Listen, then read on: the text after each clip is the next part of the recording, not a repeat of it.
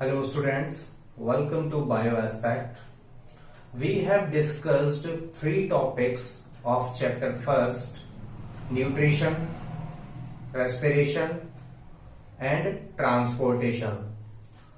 Today we will discuss the last topic of the chapter, excretion, which is very important for all the living organisms.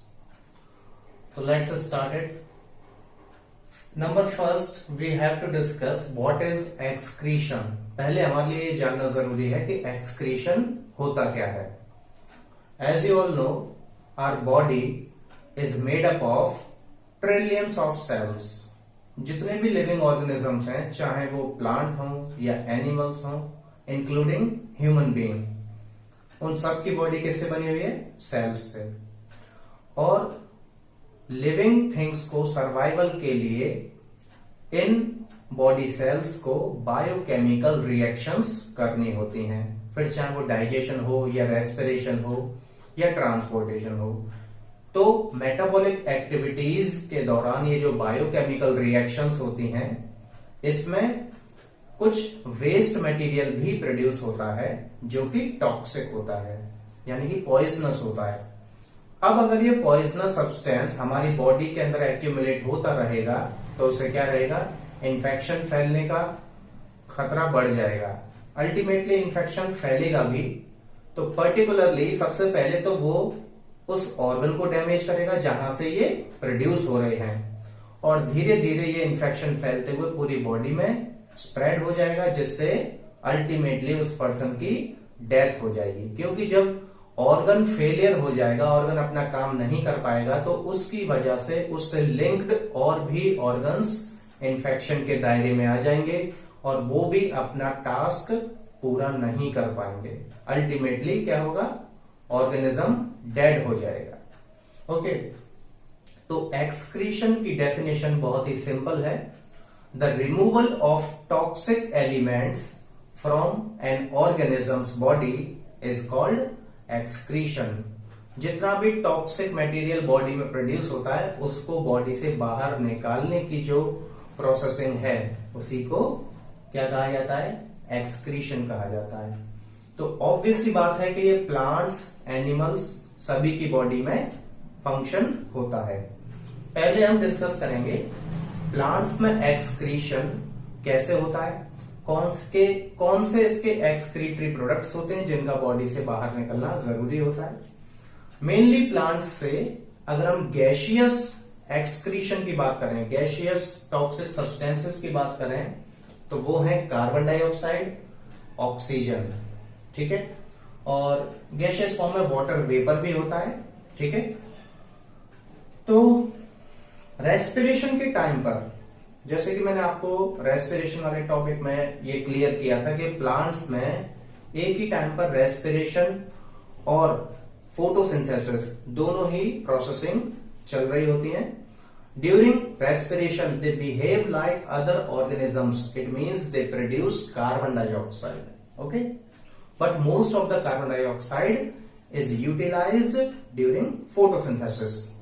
ज्यादातर carbon dioxide को photosynthesis में ही use कर लेते हैं. तो मेनली जो उनका वेस्ट मटेरियल है वो है ऑक्सीजन, जो कि हमारे लिए काफी ज्यादा यूजफुल होता है.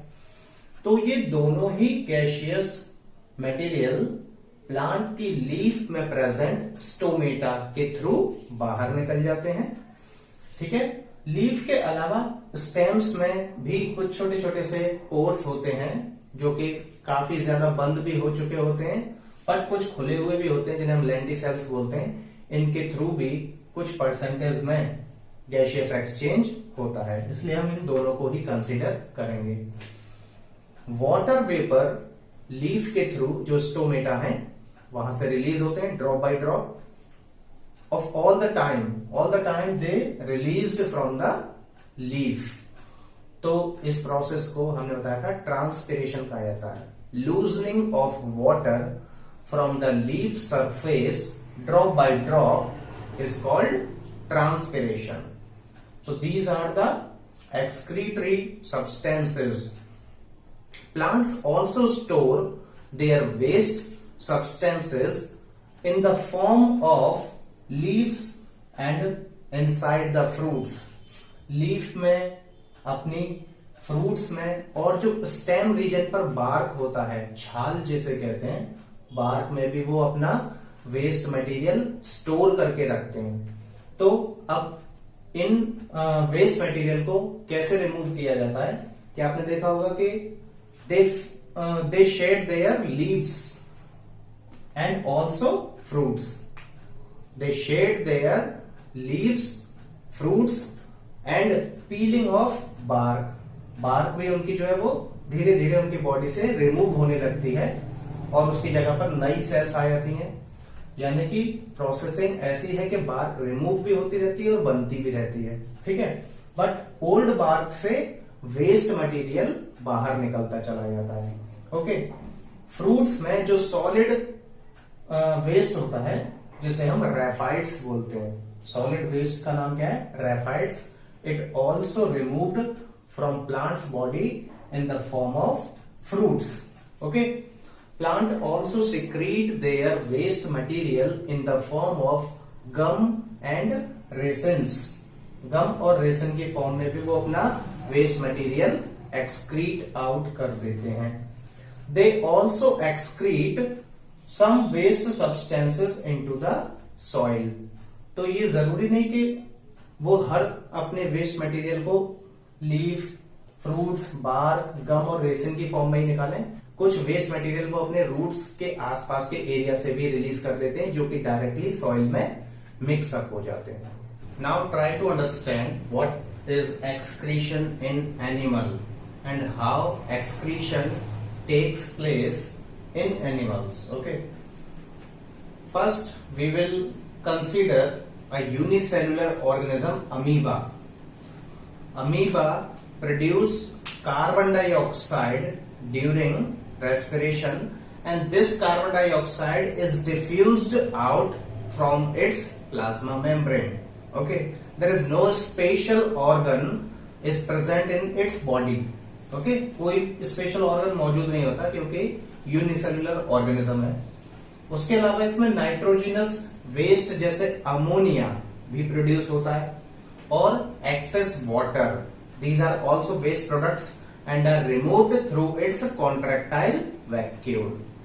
Okay, earthworm, earthworm मल्टीसेलुलर है, इससे थोड़ा बड़ा है लेकिन वो एक छोटा इंसेक्ट है, इसको कंसीडर कर रहे हैं। तो अर्थवर्म की बॉडी में ट्यूबुलर स्ट्रक्चर्स होते हैं जिनको कि नेफ्रिडिया कहा जाता है और उनके थ्रू वेस्ट मटेरियल बॉडी से एक्सक्रीट आउट होता है। In spite of it, it's moist skin is also responsible for gaseous exchange. Respiration topic में आपको बताया था, earthworm can respire through its moist skin also.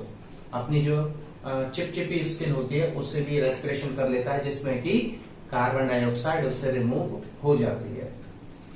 Next one is human being which is a complex animal, multicellular and complex animal. Human body में जो major waste हैं वो है carbon dioxide, urea, sweat also, sweat जो होता है पसीना, वो उसमें भी नाइट्रोजिनस वेस्ट बाहर आता है और इसके अलावा a small amount of uric acid which is also present with urea, and these wastes are removed by specialized organ system, respiratory system, in which lungs are capable to get rid of these wastes like carbon dioxide, and main excretory organ kidneys are responsible to get rid of urea and uric acid and also the excess of water which is present in the body. Okay, तो respiration के time पर जब oxidation होता है food का, उस time पर sales respiration करती हैं। हमने आपको रेस्पिरेशन वाले टॉपिक में बताया है, सेल्युलर रेस्पिरेशन के टाइम पर फूड का ऑक्सीडेशन होता है और उस दरमियान कार्बन डाइऑक्साइड रिलीज होती है। This carbon dioxide is diffused into the blood and carried to the lungs from where it is excreted out through exhalation. तो क्या होता है कि जो हमारी सेल्स ऑक्सीडेशन करती हैं फूड का, उस टाइम पर कार्बन डाइऑक्साइड रिलीज करती हैं, वो कार्बन डाइऑक्साइड ब्लड के थ्रू लंग्स तक पहुंचता है और लंग्स से एक्सहेलेशन के थ्रू हमारी बॉडी से बाहर निकाल दिया जाता है। ठीक है, नेक्स्ट वन इज यूरिया। तो हमारी बॉडी में जो न्यूट्रिएंट्स हैं जिसमें कि प्रोटीन भी आता है, लिवर में जब अनयूज्ड प्रोटीन का ब्रेकडाउन होता है तो उससे यूरिया एक्यूमुलेट होता है and this urea is mixed up with the blood, then it is filtered through our kidneys and removed with excess of water in the form of urine. तो urine की form में हमारी body से बाहर निकाल दिया जाता है। ठीक है, now we will discuss about the structure and function of kidneys.